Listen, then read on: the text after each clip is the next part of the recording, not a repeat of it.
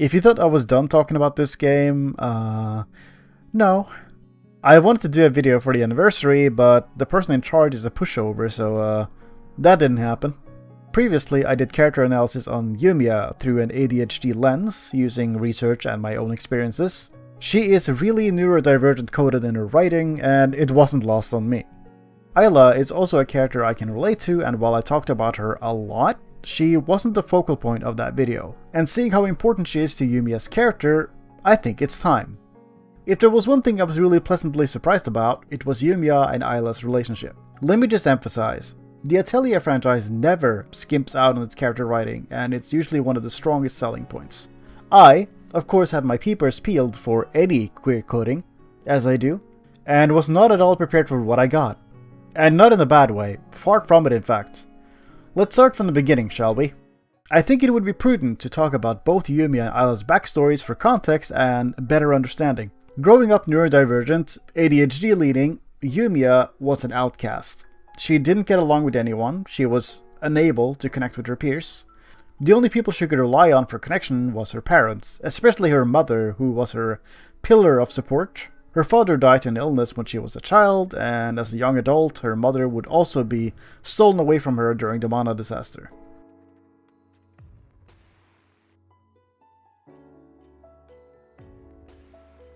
In the years following, she only had herself and Flammy to rely on, as the townfolk were even more hostile to her than before.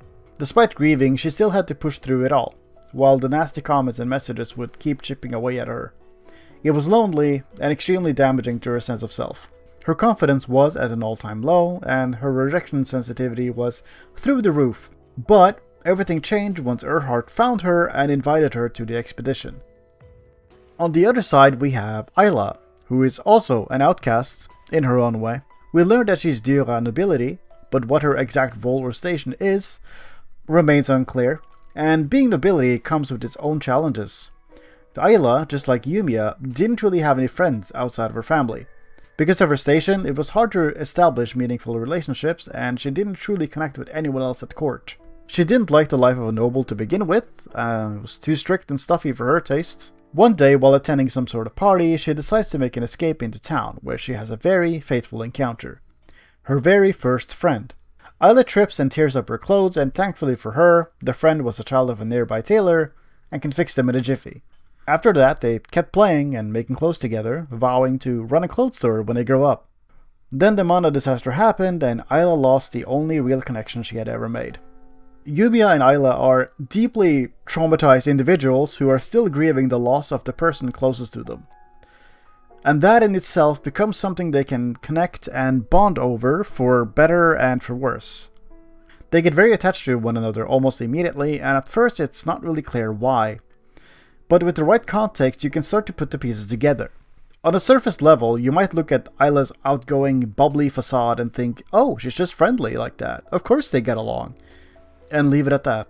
But you see, what I love about their relationship is that it gets recontextualized throughout the game, based on new information that's revealed. And I think that's neat. Something that Yumia and Ayla bond over immediately is their shared neurodiversity. In Victor's character quest, Friendly Siblings, we learn that Yumia and Ayla can't keep a journal because they can't remember to write in it, despite it being an important task in the expedition.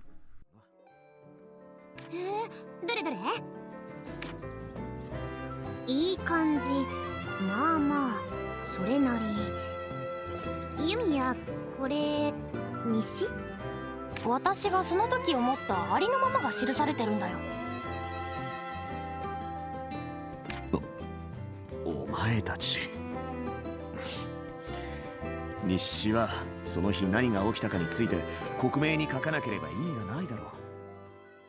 In Ayla's character quest, Our Special Connection 1, we learn that they both experience hyperfocus when they're engaged with their hobbies, alchemy and sewing respectively, creative outlets where they can express themselves. 裁縫に熱中すると食事さえ忘れるくらいだからな。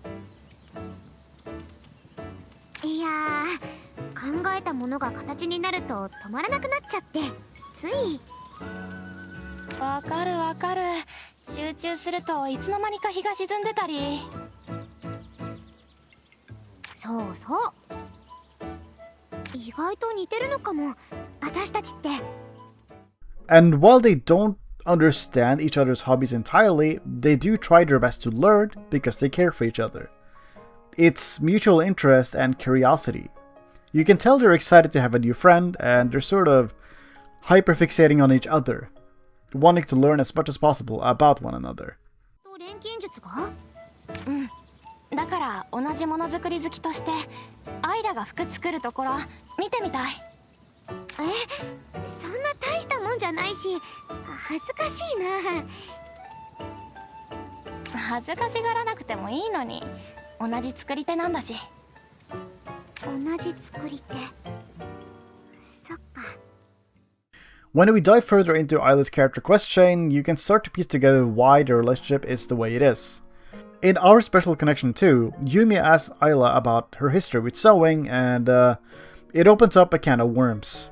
As I said earlier, she had a childhood friend whom she used to share this hobby with. They had a dream of running a clothes shop together, making anything and everything. Unfortunately, her childhood friend passed away during the Mondo disaster that happened 3 years ago, and Isla has not been the same since.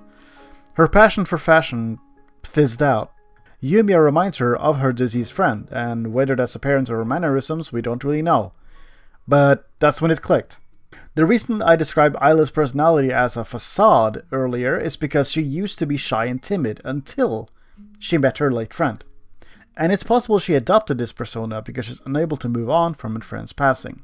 She also uses this bubbly facade to charm people and navigate social situations. 内気？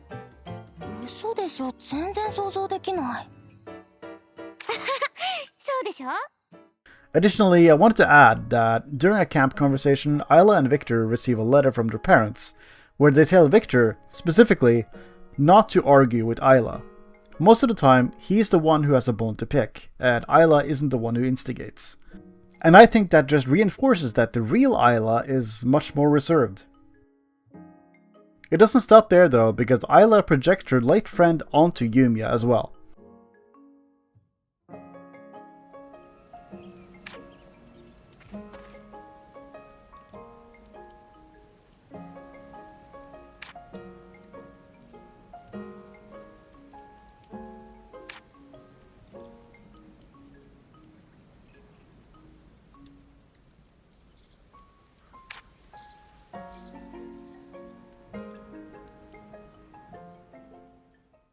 Isla provides emotional support wherever possible and dotes on her to the point of being overbearing.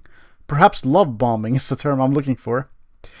In the beginning, you may think she's just being nice, but there's a lot more going on underneath the surface. Yumia, もしかして疲れてない？そうだ、今すぐ休もうよ。こら、アイラ、無理に引き止めるんじゃない。ユミヤが困ってしまうだろう。体調も万全ですし、気遣ってもらえて嬉しいです。さ、調査頑張りましょう。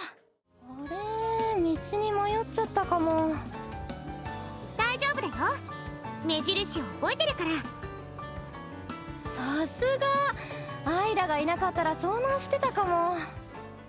ユミヤ、いっぱい歩いたけど疲れちゃってない？全然、普段から散歩してるからね。散歩か。今度はユミヤの散歩コース案内してよ。もらえただけでも嬉しいです。ねえユミヤ、もっといろいろ教えてよ。趣味とか好きな食べ物とか。なんで今？ちょっとした好みだってその人を知る材料でしょ。もっとそういう話した方がいいって私たち。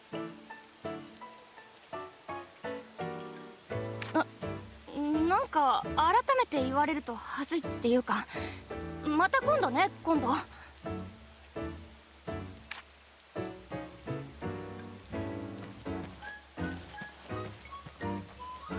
自分で知らなきゃどうとか言ってたくせに。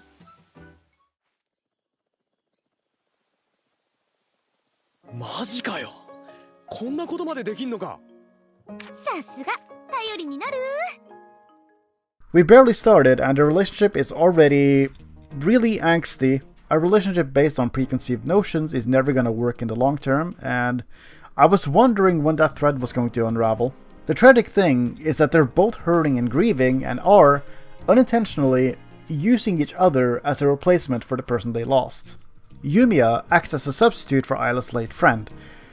Whatever form their relationship was, probably romantic, her ability to create practically anything with alchemy reminds Isla of her, as she could do the same thing with sewing.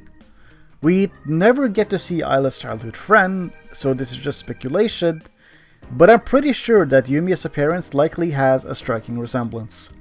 Isla definitely thinks that Yumia is beautiful though, as she cannot stop herself from saying it out loud earlier in the story. She probably meant the dance, but hey, both can exist at the same time.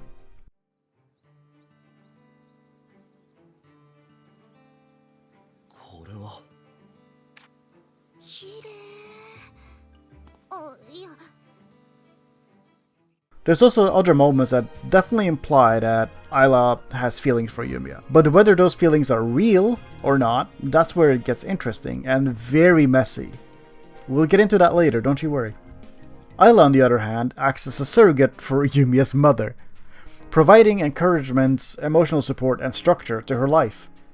And growing up with 20,000 negative comments from other people, Isla's words of affirmation comes as a very pleasant surprise for Yumia, and she loves the validation. おお、ナイス、いい感じだ。お疲れ様。今回も大成功だね。おはよう。おはよう、アイラ。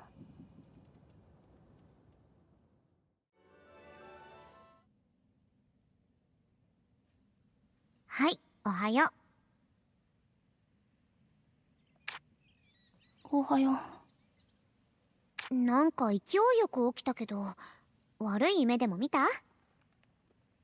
いや、空を飛ぶ夢だった気が。違うな。なんだっけ。夢って思い出せないよね。あるあるだ。Also, from what I can gather, Irene and Isla are also pretty similar personality-wise, which definitely helps. So while they have some very tangible things to connect over, what initially pulls them together is their shared loss and desperate need for a replacement. With all that said and done, let's move on to the next conversation. 大丈夫？ユミヤ。大丈夫？なんかぼーっとしてたけど。全然平気。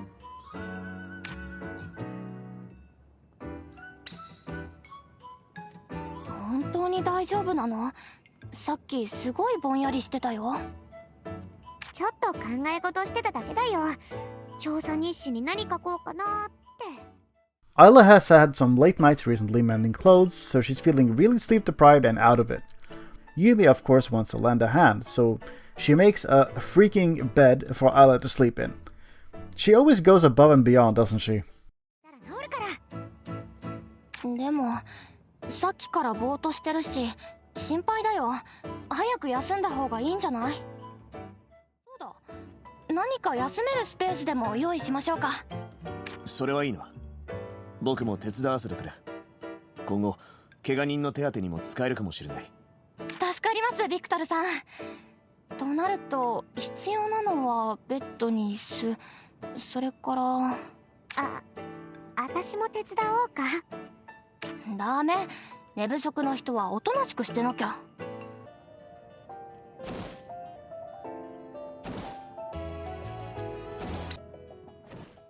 However, before the nap happens, they get to have a conversation. Yumiya begins with reprimanding Isla for her lack of rest, almost in the way a mother would, actually. Isla immediately deflects and urges Yumiya to take care of herself too. However, something seems off. 調査団唯一の錬金術師なんだから。ユミヤがマナを払ってくれなかったら先に進むことだってできないんだし、本当言うと戦いは私たちに任せて後ろに下がっててほしいくらいだもん。過保護だな。大丈夫だよ。私それなりに戦えるし。もちろんそれは分かってるんだけど。アイラ？ She comes clean, saying she's scared of losing another friend. She's finally found someone she connects with and is deathly afraid that it could be ripped away at any point. That she would be lonely again. I was surprised to find foreshadowing in a character quest because Ayla sure gets her fear completely validated later. Anyway, while Yumia appreciates Ayla looking out for her, she does feel the need to call her out on her projecting. As she bluntly puts it, she cannot and will not replace what Ayla has lost. And it serves as a wake-up call. She can't keep living this fantasy where she pretends Yumia is someone else. 私は私だから、その子の代わりにもなれないし、なるつもりもない。そうだよね。ごめん。疲れてるから後ろ向きになるんだよ。ほら、休んだ休んだ。ああ、もうユミやったらちゃんと寝るってば。Great, I thought. They're breaking the illusion so they can start rebuilding their friendship. Before we hop to the final two quests in this chain, I have to talk about a main story beat. I just wanted to discuss the previous character quests first so you had proper context. Also, the next character quest takes place chronologically after this main story beat, so it's just tidy. After the party's first encounter with Corleones at the top of Purgatory, Yumia is thrown off the edge and plummets into the waters below.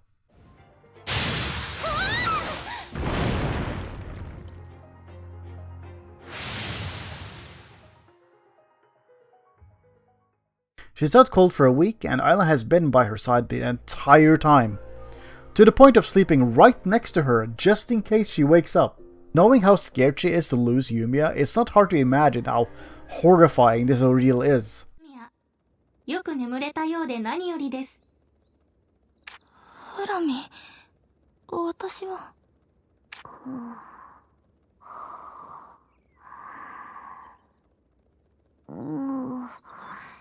ユミを。ユ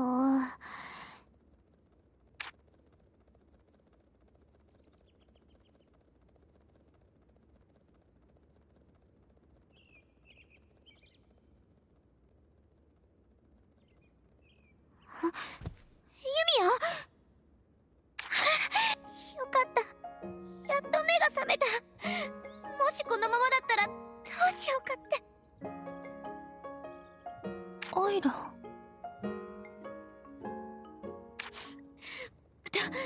ダメ。しゃっきりしないと。今みんなも呼んでくるね。Yumia feels fine after the fact, but Lenia is able to sense a change in her. Her mana feels different, so they go to the Welix village to ask Cledia for clarification. Thanks to Lenia's hunch, they find out that something is indeed missing. In order to survive the impact, the mana in Yumia's surroundings was not enough. She had to draw on a different source, something that's truly powerful. Specifically, the memories of her mother. お母さん。ユミヤさん、どうしたんですか？思い出せない。お母さんの顔が思い出せない。顔も話したことも思い出も全部。何これ？ここだけ穴が開いたみたいに。それがお前の消費した記憶ってことだ。お母さんの記憶を。嘘。だってユミヤにとってお母さんってすごく大事な人のはずじゃ。大事な人だからなのだろう。The party returns to the atelier and Yumiya puts herself to work immediately. Anything to keep her mind occupied, anything to not be present. She doesn't want to think about forgetting her own mother, because if she starts thinking about it, she's gonna go insane. Her whole reason for going on this expedition is gone in a puff of smoke. ユミヤ、休まないと。何かしてないと落ち着かないんだよ。じゃないと自分がここにいる理由も何がしたかったのかも全部なくなっちゃいそうで怖いんだよ。Before she knows it, she's forced to take a vacation by Erhardt, a whole 3 days of absolutely nothing. A vacation we later find out was a request from Ayla. Orchestrated, I guess you could say. She knows Yumia won't take a break unless someone else demands it of her. She is completely taken aback by the news and doesn't know how to respond. In her mind, there's so much they still need to do that she can't afford to rest. But Ayla knew the one thing Yumia truly needed right now was not just rest, but time away from what reminds her of her mother. And for the first time, Ayla and Yumia get to spend time together, not as co-workers, but as themselves. A hangout between friends. 俺もしばらくは楽にやらせてもらうわ。じゃ。エアハルトさん？ねえユミヤ、せっかくだし一緒にどこか遊びに行こうよ。私たち実は一緒に遊んだことないんだよ。ね、ほら。She's forcing Yumia to be present in the here and now. She doesn't get time to think because Ayla is pushing her into doing activities before she can. To overcome this hurdle, Yumia has to focus on the here and now and not the past nor future. It's so easy for Yumia to get stuck in her own head, ruminating for hours on end, which, relatable. I think out of everything, this is the moment that really shows just how important Ayla is to Yumia. She's been a pillar of support since the very beginning, and she is the person that pulls Yumia out of the dark place she's currently in. Yumia has been so fixated on her mother that it's hampered her understanding of alchemy. The only way she was to make a breakthrough was to sever her ties to the past. I think realizing what she currently has in the present moment was the real catalyst. It's this story beat where Yumia truly moves on from her mother's passing, and subsequently stops seeing Ayla as a replacement mother and instead as an actual friend.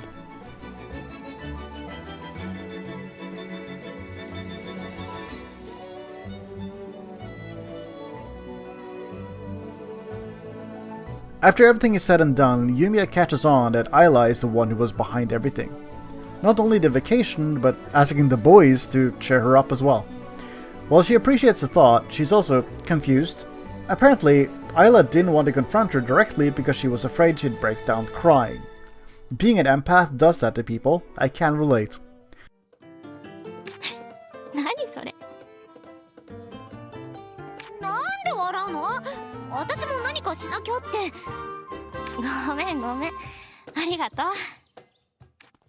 Yumia suggests that a hug would have sufficed if Ayla wanted to comfort her, which hadn't crossed her mind at all, and I think I know why. Sort of. She didn't know if Yumia was okay with hugs, and would feel stupid if she asked. If she didn't have any explicit permission, she wouldn't give her a hug. I'm the same way. If I don't know if someone is okay with hugs, I won't initiate. If they initiate, then it's fine.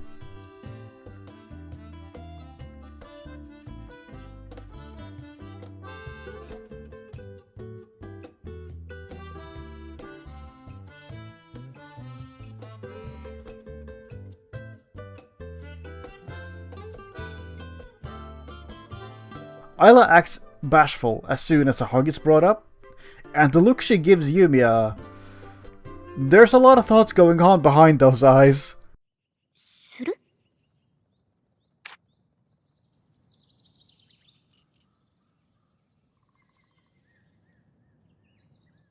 もういいや。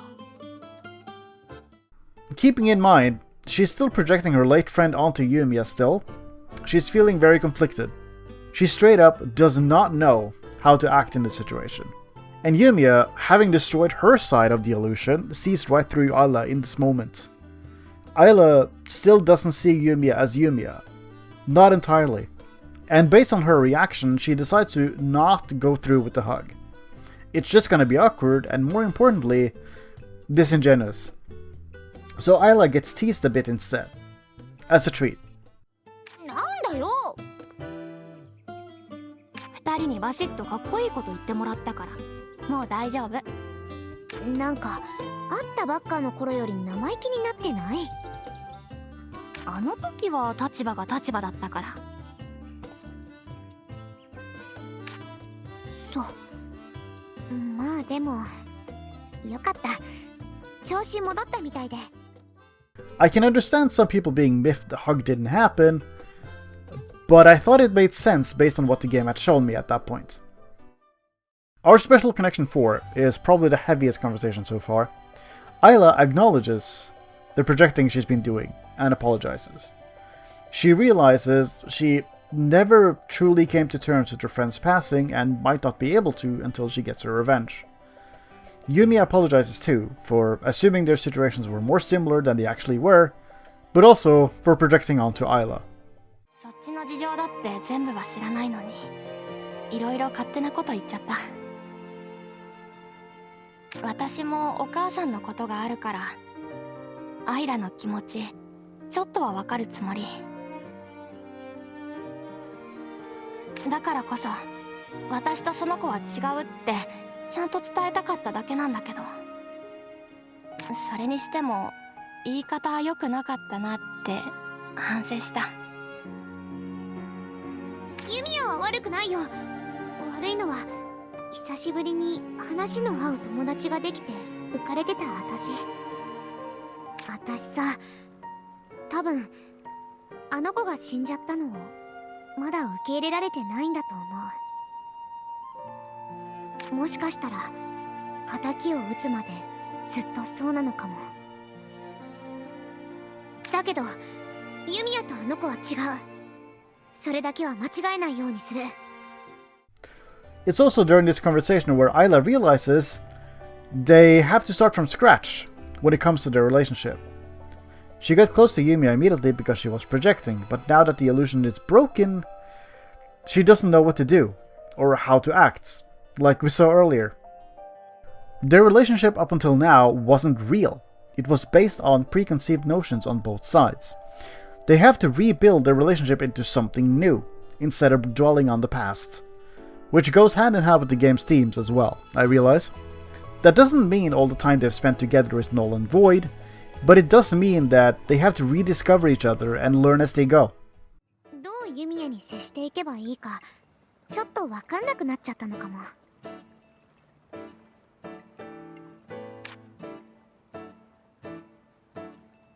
私はあの子にはなれないし、アイラも私が亡くした大事な人にはなれない。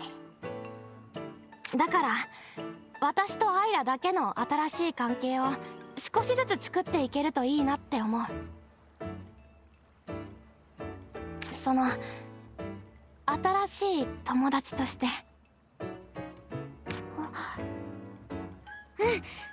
親友として。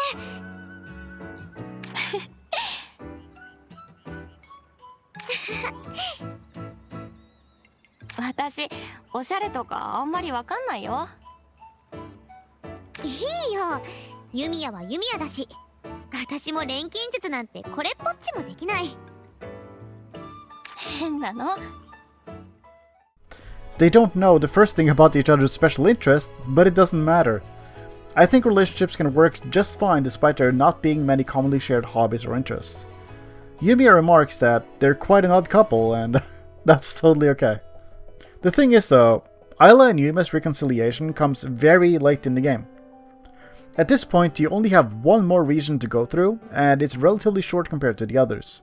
They don't get to spend that much time cultivating the new relationship. That being said, there is one more conversation I want to take a look at. The Ruler and the Ruled is the final character quest Ayla has, and the first half is more about world building and background of the siblings' life, which is important, but not on today's agenda. I think it's funny how, despite Ayla and Victor being nobility, it's brought up so rarely that Yumia forgot about it. 珍しい果物、それから塩に。ずっと一緒だから忘れてたけど、二人とも貴族なんだよね。あれ、いつも普通に喋ってるけどいいのかな。二人は領主で私は領民なのに。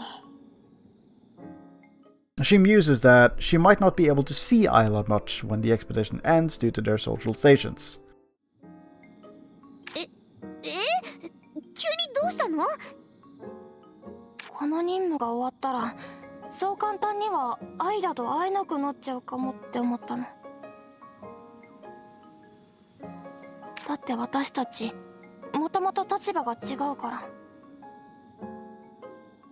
そんな悲しいこと言わないでよ。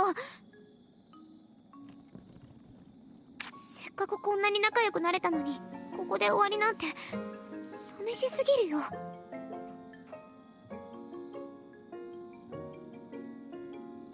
それは私も同じ気持ちだけど、私たち友達でしょ。立場とか関係ないよ。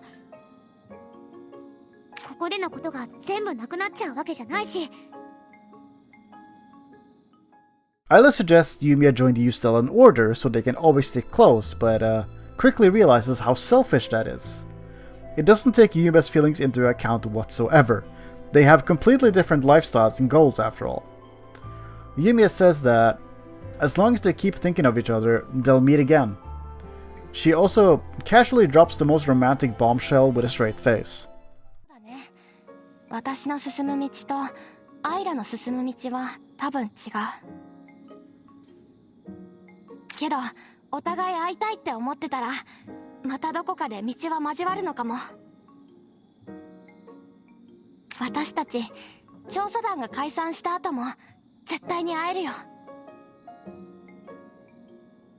だって私ずっと思い続けるって決めたから。どこで何をしててもアイラに会いたいって。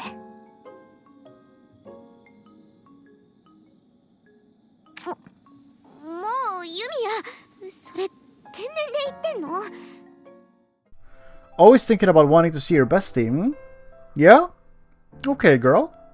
Isla is right to be flustered. Dang, dude. She's so smooth. Yumi, as always, just says what she thinks. Consequences be damned. At least you know she's always genuine. 思ったことを言っただけなんだけど。じゃあ本当にずっと思っててよ。約束だからね。何それ。そんなの当たり前じゃん。親友ってそういうもんでしょ。With how this conversation ends and everything else we've talked about, Isla and Yumia has easily become one of my favorite pairs. Their relationship is so messy and angsty, but that's also what makes it feel so real. Also, I know some people would argue that Isla's affection for Yumia isn't reciprocated, and I don't think that's the case whatsoever. Yumia as a person is far more reserved, and she doesn't wear her emotions on her sleeves like Isla does. Because Isla is so openly affectionate with physical touch and words of affirmation, it can be hard to spot the signs from Yumia. When it comes to love languages, acts of service and quality times are the ones that come to mind. Yumia loves to make things and generally be helpful to those around her, especially her friends. 私も手伝おうか。ダメ。寝不足の人はおとなしくしてなきゃ。